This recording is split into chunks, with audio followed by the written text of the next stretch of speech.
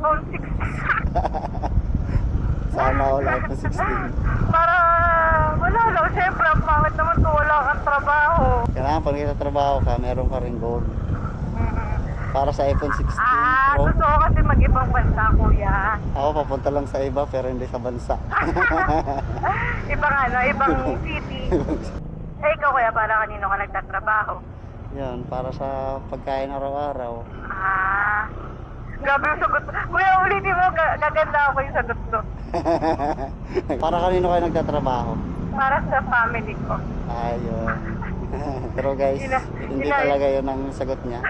Para pansarili lang. Pansarili lang talaga yan si ma'am. Kasi bata pa. Okay. Ilan taon na ba kayo, ma'am? 23 po. Bata pa nga. Huwag nyo nang ibalik sa akin ang tanong mo, ma. Hindi ko mukha ka naman. 25. Mukhang gusto niya ata malibre, ma'am, ha? Baka may discount yan, kuya. Discount ba, ma'am? Hindi ako nagbibigyan discount, ma'am, eh. Kasi Libre agad.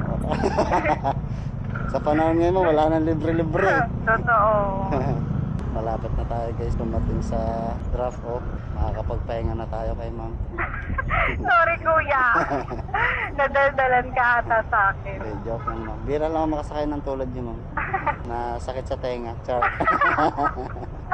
Napagod. Napagod. Baka yung pahinga mo, kuya, hanggang hapon na to. Nakakapagod din pala mag-vlog. Ito, nakita ko yung tunay na pag-vlog. Sasalita ka. Ngayon ka lang ba nagsalita, kuya? Opo, ngayon lang ako Ngayon lang ako nakasakay ng tulad niyo, ma'am, eh.